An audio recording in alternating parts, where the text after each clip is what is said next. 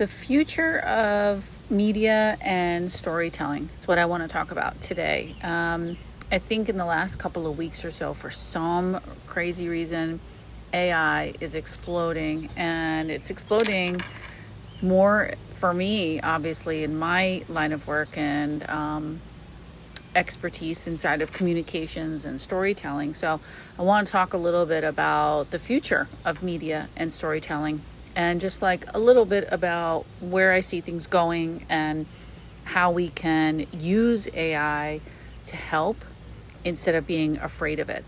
I think there's obviously like a lot of apprehension around AI, that it's going to take over, that it might do things that we as humans didn't give it permission to do. Listen, I think there's always possibilities of things going off the rails. As we live in modern times, we see a lot of things going off the rails.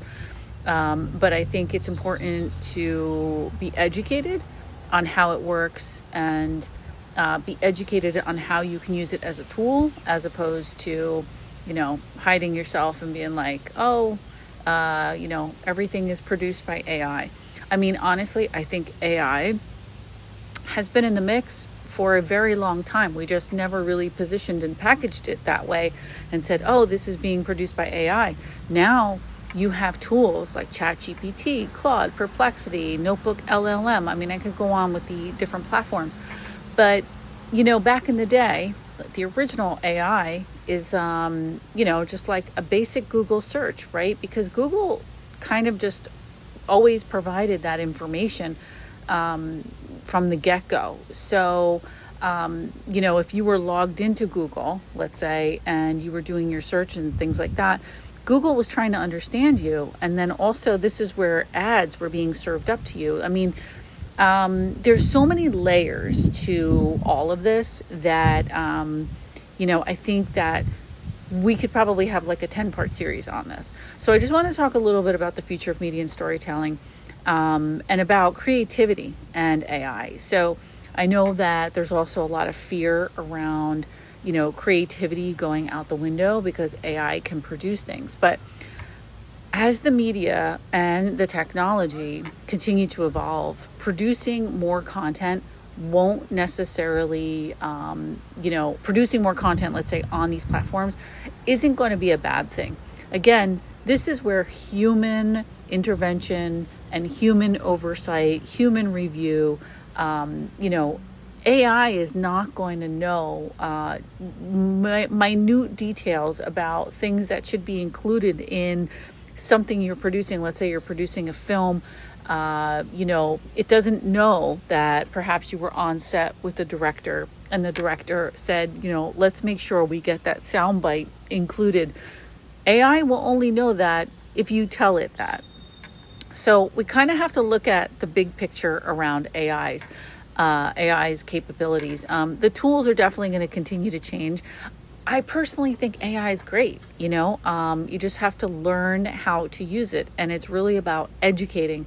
And so if you talk to, a lot of educators in school and what they're teaching the kids, there's almost like this resistance. The kids are almost resisting a lot of the AI. I mean, I talk to my nieces and nephews, and they're out of K through 12 and in the college scene, and there's really like this distaste around AI. They're not interested in AI.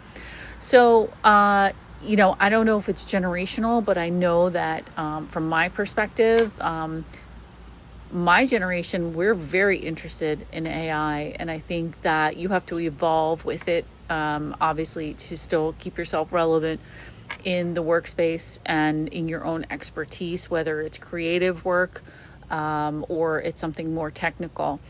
So I think our ability to connect with people and to connect with sentiment, back in the day, I keep saying back in the day, but I don't know, 15 years ago, when social media first came onto the scene, that was the big thing. And I mean, I was, pivoting around my career as well, because I was a TV producer for a long time.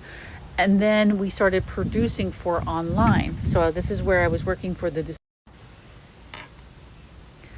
So we were producing content for online, and that was for the Discovery Channel. And that was around the time where people were saying, like, well, how do we take content, like film content, documentary content, and then bring it to the online world? And at that time, it was only websites that were really the home base for content. Social media, YouTube, Twitter, were probably the first platforms. First you had MySpace, but MySpace really didn't come till, I think, after. I mean, anybody can correct me on that. I don't really remember, but it was YouTube, Twitter, which Twitter was awesome back in the day. Awesome. Everyone has their opinions now on X, but, we were producing content for online and figuring out and smartphones were not in play here, so we were taking documentaries and cutting those down and positioning and packaging them for online. And this was during my my time at the Discovery Channel producing educational content. So just kind of jumping back for a second around, the future of media and storytelling. This is definitely a multiple part series, but I think you have to embrace AI. You can't rely on AI to do everything for you. You should not be producing everything coming out of AI and then producing it as your own. There has to be human oversight on all of it. But education is key. And that is also something that I'm priding myself on making sure that I do, so I can then come to the table with the full expertise around AI. If you have any comments or you want to tell me more about what you think around AI, send me an email. I'm at Margaret@margaretfontana.com. Thanks, guys.